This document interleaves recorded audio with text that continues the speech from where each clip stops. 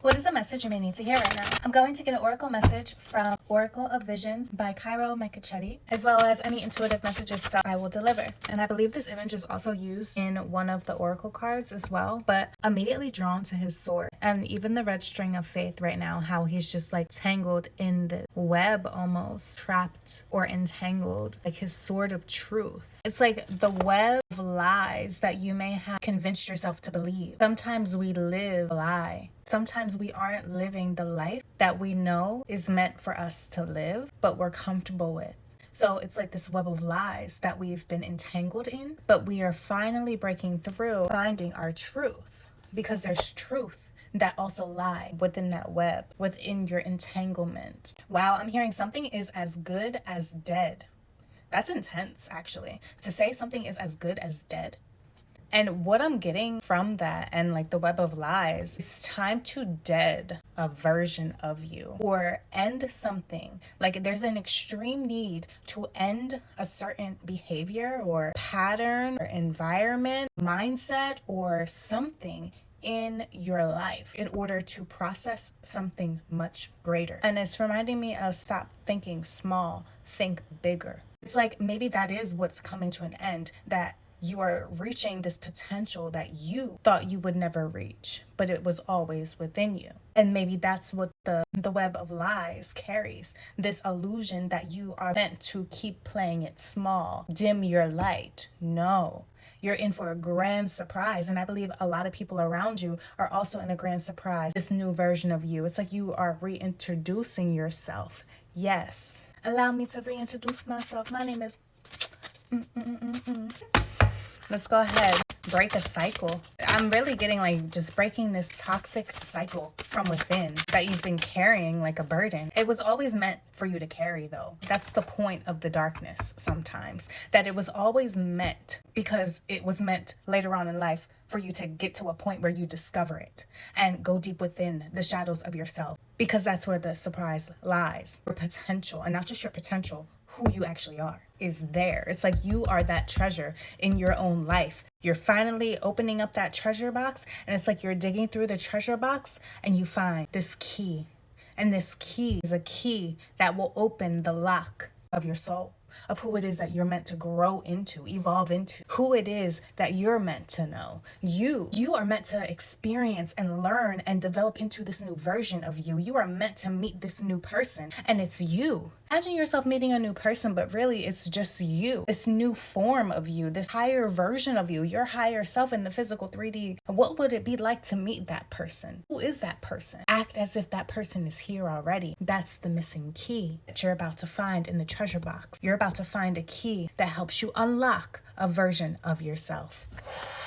And that's why I'm drawn to the sword, because the sword, just like the Ace of Swords in tarot, it speaks on the truth, clarity, getting deeper into knowing of you, the throat chakra, communicating with your old self, your present self, and your future self, and merging it all in one. And this is no easy task, but it will be done. You are a chosen one. And what do they say? Flowers never pick themselves. What was that, Drake? I'm a chosen one and flowers never pick themselves. I think that's Drake, if I'm not mistaken. Yeah. We have number 35 come out immediately. Yeah, look at this. She's holding a mask. She's sitting by herself. She's surrounded by bubbles, a tree branch, a flower blossoming, a book. She's holding a almost looks like one of those old school like magnifying glasses that were on like a stick and they would hold it up and look. Wow, and a wind chime. This is really about the inner discovery, like going deep within yourself, getting lost in your own imagination, but not getting lost in like a negative way, but almost exploring. We're going out and we're exploring deeper versions of ourselves to reach a higher version of ourselves. This is beautiful here. Yeah, you're up in the clouds as well. Let's go ahead and read this from the book 35. Wow, remember how I said this was in the book? This image was in the book when I opened it, that picture there. And it's also number 36. Wow, and it says entrapment, limitations, restrictions, complications. Yes, because that's what that old version of you that you might still be living in, lingering around, and you're like deading different versions of yourself. That's what that version is. You self-sabotaging and trapping yourself and thinking small and not living out your dreams and not going and reaching your goals. You've been self-sabotaging. You've been entrapped in this illusion. Mental clarity is going to be coming soon to prove that everything that you felt once kept you so small and played a part in dimming your light, you're going to be breaking free from in due time. Yes. Wow. Let's actually read from this card. Solitude, loneliness, isolation. And yes, that's exactly what it takes sometimes to find that version of you. And a lot of us learned that during the pandemic. Yes, we've all experienced it at one point. Only in the quiet waters do things mirror themselves, undistorted. Only in a quiet mind is inadequate perception of the world. By Hans Margolius. We all need some me time. The family, the job, the groceries, the world, they can all wait. During these few precious moments of escape, they do not exist. I am alone. My only companions are my own thoughts. A solitary figure sits beneath a golden domed shelter, a raised island of solitude that is separate and distant from others of its kind. Their forms are mirrored in the silent waters below. Here, she embraces her solitude, which provides her with purity and clarity of thought. There are no distractions. Her book is empty. There is nothing to read or enter. Only passing thoughts are present, which are released to float gently in the breeze and drift away. While such moments can refresh and recharge our spirits, be wary that by degree or frequency, solitude does not become uncontrolled isolation. If the distance between us and others is extended too far, it may become difficult to return. Exactly. And it really is touching on listen, okay? Yes.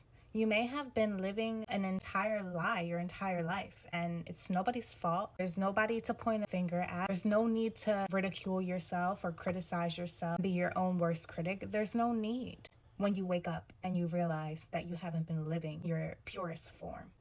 Look around.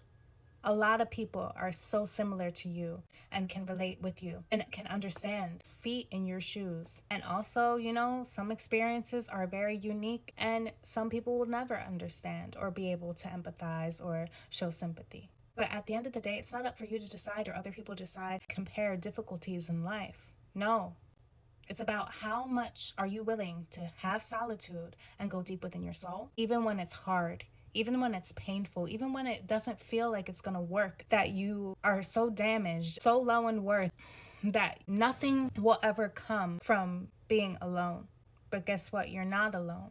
It's okay to isolate. But this card also reminds not to get lost in isolation, to remember to have the balance, to remember again not to criticize yourself and to be patient with yourself. And when those feelings and the things that you find in your shadows emerge, it's okay to purge and cry and beg to the Lord and be angry at the situations of the past, have rage for the past, wish you coulda, woulda, shoulda, did whatever you didn't do in the past. And all of these feelings are inevitable to feel as humans in the flesh. But remember to always come back to you, to not let your emotions take advantage of you and overrule you and your heart. It does not matter the damage you caused or others caused. It's time to embrace a change because it's stemming from your heart. You are chosen, so I know you're strong.